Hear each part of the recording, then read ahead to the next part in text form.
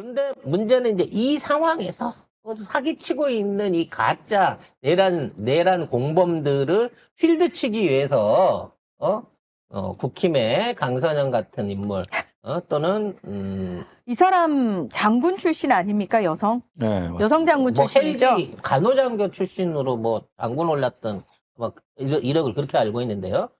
자기도 나름 군인이라고 큰 소리치는 간선 의원이나 군대도 안 갔다. 아니, 가긴 갔네요. 하루 만에 제대한 윤상현 같은 윤상현이요? 것들이 지금 국방위에서 물을 흐리고 있는 거예요. 성일정이랑 서희서. 그래서 강선영이 또 실드를 쳐주려고 의원 끌어내라는 증언 없었지 않냐라고 이제 또 지휘관들 그 현장 지휘관한테 물어봐요. 여기서도 바로 직격으로 너 끌어내라 그래서 들어갔는데요? 라고 하는 증인이 터지면서 빨리 들어가세요. 이 사태가 일어났었습니다. 자, 강선영이 김형기 제1공수특전여당 제1특전대대장에게 자, 출동 명령을 받을 당시 왜 국회로 출동해야 하는지 상황에 대한 지시나 어떤 내용을 보고받은 적이 있느냐고 물었습니다. 그랬더니 아마도 질서 유지 차원에서 그렇죠. 가라 그래서 갔습니다. 대답을 기대했겠죠. 왜냐하면 피청구인 윤석열 측이 계속 그걸 주장하고 있으니까. 그러니까 김 대대장이 없다. 여단장님께 임무가 뭐냐고 물어봤고 국회로 가자는 답변만 들었다라고 얘기를 합니다. 그러니까 강선영이가 아유 국회에 와보니까 실제 상황이 많이 달라서 많이 당황했을 것 같다. 군인들이 적극적으로 상황 조처할 대테러 상황이 아니다 보니까 혹시 민간인들이 군인들에게 일부 폭행이나 기물 파손 상황을 겪었을 때 어땠냐.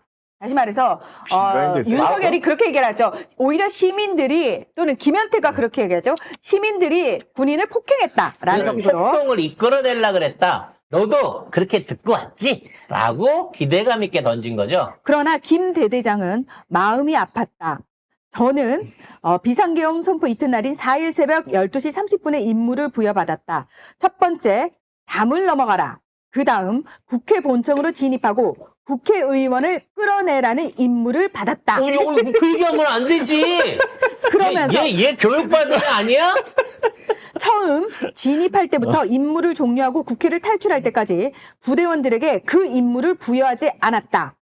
들어가면서 많은 인력들과 물리적인 충돌이 발생했고 그러다 보니 마음의 상처를 많이 받았다.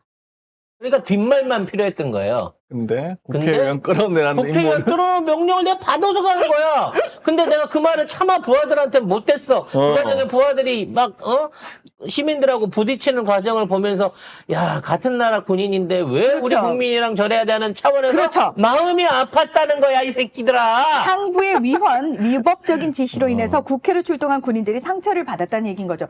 졌다고 지시를 내린 당부가 문제였다라는 의미인 거죠. 그래서 특전대 파견된 병사들 중에 선글라스가 30개가 깨지고 시계도 30개가 깨졌대요. 명품 시계라더만. 근데 그 시계 중에는 결혼 예물 명품 시계도 있었는데 그거 누가 물어줄 거예요? 아니 씨발 계엄하러 온 군인이 처음에 올 때 북한군하고 교전한다고 싸우러 왔다며. 그런 놈이 사제 선글라스에다가 명품 시계는 왜 차고 갔대? 선글라스는 뭐야? 모르겠어. 그 밤에 그 밤에 사제 선글라스를 왜 갖고 가다가 뭐야? 딴 거는 다 괜찮은데 선글라스하고 시계만 30개씩 쳐맞아갖고 깨졌는지 잘 모르겠지만 뭐야 이게? 계엄 상황에서 니네들 북한군 관련된 작전인 줄 알고 갔다며. 근데 내려보니 시민들하고 국회에서 대치하는 상황이 왔다며.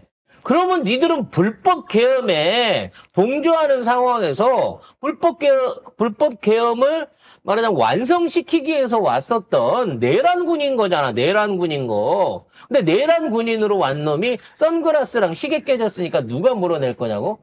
아니 강도가 칼 들고 왔는데 칼날이 나갔다고 새칼 사내라는 거야 뭐야?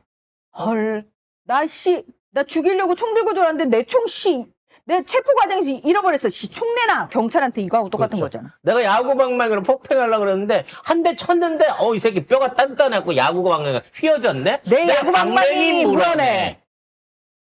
이런 뻔뻔한 걸 국회의원이라는 것들이 얘기를 하고 있어. 국회의원이라는 것들이. 계엄군이 시계가 파손되는데 그걸 누가 물어낼 거냐니요. 진짜. 그래서 김영현 그러면 이제 막 여론이 들끓는 거야. 군인들 시계랑 선글라스를 파손하다니 무지막지한 폭도들. 이 찍들이 와 그렇게 하겠네. 예. 그래서 김영현이랑 여인영 이 새끼들이 와. 사실은 이제 제일 중요한 역할을 했을 거라고. 방첩사하고 김영현이 짜고 드론부터 시작해갖고 뭐 모든 정보들과 그와 관련된 인사들, 그와 관련된 계획들을 하나 빼돌리는 것도 다 방첩사가 했을 거라고 했잖아. 이와 관련된 증거들을 전부 다 파기하고 없앴나 봐요. 공간 안에서만, 공간 안에서만 해절기 3번을 비울 정도로 이거를 문서를 파기를 했다고 합니다. 근데 계엄 초기에 문서 파기하지 말라고 국방차관을 비롯해갖고, 그 당시에 모든 그 군부대한테 명령이 하달됐다 그랬거든요. 근데 이거를 다 쪼개 없앴다는 거예요. 네. 자, 지난해 12월 5일 오후 3시쯤 김용현 전 장관이 면지관이 재가된 후 공간으로 돌아와서 2층 서재 책상에 있는 자료를 전부 세절하라고 지시를 했다고 합니다. 그래서 이 김용현의 집사로 알려진 양모 씨는 이 지시에 따라서 약 3시간에 걸쳐서 문서 등을 분쇄했고 세절기통이 꽉 차서 3번 정도 비웠던 것 같다고 검찰 조사에서 설명을 했다고 합니다. 그리고 김용현이 왜 노트북하고 휴대폰도 휴대전, 파손하라고 얘기를 했거든요. 아니, 저는 유튜브 쓸지도 모르는데 왜 그걸 파손하라 그래? 그래서 이 양모 씨가 그걸 파손하다가 손가락까지 다쳤다고 합니다. 이거 증거인멸이야 이거. 이거 증거가 들어가야 돼. 될지 안 될지는 모르지만 인멸했다는 것 자체만으로도 죄가 됩니다. 자, 양 씨는 공간 뒤로 이동해서 망치로 휴대전화를 부순 다음 쓰레기통에 넣었다고 하고요. 자, 그 노트북 저희가 늘 얘기하는 포고령을 새거나 작성했다고 하는 다름없는 그 순결한 노트북. 네. 양 씨가 그냥 버리면 될까요? 라고 물어보니까 모두 파쇄하라고 지시를 해서 망치로 부쉈다고 합니다. 망치로만 부숴갖고는 데이터 없애기 쉽지 않은데. 네. 만약 그걸 망치로 제대로 때려, 옛날 같으면 이 하드 안에 디스크가 돌아가는 스타일이어갖고 망치로 치면 파손이 됐는데 요새는 전자레인지나 불로 안 태우면 안에 디지털 관련된 자료들은 칩으로 남아있어서 이게 포렌식이 가능하거든요. 그리고 잘라놓은 종이도 우리가 누구야? 은근과 끈기의 민족 다 아니겠어요? 붙이잖아요. 우리 다 붙일게, 씨. 아, 그거 못 붙여요. 그 세 통을 어떻게 붙여? 아니야, 뭐든지 할 수 있어. 아유. 우리는 뭐든지 할 수 있는 민족이야. 광화문에 풀어놓고 우리 시민들이 뭐에 붙이자. 그러니까 이거 죄가 없는 놈들이면 이 짓을 했겠습니까? 죄가 너무 많다는 거야, 이놈들은. 하지만 중요한 게 있습니다. 그 서류가 그 김용현 사무실에만 있을 서류가 아니에요. 동시다발적으로 몇 군데 동시다발적으로 예, 여러 군데 있었을 있었어요. 겁니다. 자료죠. 따라서 김용현은 뒤가 구려서 이걸 없앴겠지만 이 부당한 명령과 서류를 전달받은 누군가는 아이씨 이거 없앴다가 이거 나중에 나도 죽겠다 싶어가지고 다 가지고 있습니다. 아시죠? 박근혜 관련된 비리나 이명박 비리 찾으려고 찾은 게 아니라 나 정리를 싹 공무원들이 해가지고 예, 누가 마치 기다렸다는 듯이 캐비넷에 싹 넣어주고 방을 뺐다는 거 아닙니까? 시간대별로 싹 정리한 파일들이 어딘가에 존재하고 있을 것입니다. 그렇기 안종범 때문에 수첩이라든지 네. 뭐 그런 거. 얼마든지 나올 거고요. 특히 군인이잖아. 군인들은 군인은 무조건 2번, 3번 먹고 메모하고 녹음하고 그리고 주변 사람들한테 다 알려요. 나 방금 계엄하자고 말 들었다. 그러니까 너도 알고 있어. 나 몇 시에 나 김영현한테서 계엄 출동하라고 명령받은 거야. 다 이러고 공유합니다. 왜? 혼자 알면 독박이거든. 그렇지. 이미 한번 봤잖아. 이 최일병 사건에서. 높은 새끼들이 어떤 방식으로 밑에 있는 부사관들한테 다 떠넘기는지. 그래서 진리는 절대 숨길 수 없다. 정말 제대로만 물어보면 돼요. 제대로만 조사하면 됩니다. 하지만 절대 검찰은 거짓거리를 하지 않을 것입니다. 이번에 추가로 밝혀졌는데 우리 이 호스트 있잖아요. 호스트? 김성훈이가 그 경찰 조사 가가지고 조사를 다 받았다 그랬잖아. 네. 근데 검찰에서도 따로 불러가지고 비밀리에 조사를 하고 이거를 안 밝히고 숨기고 있었더라고요.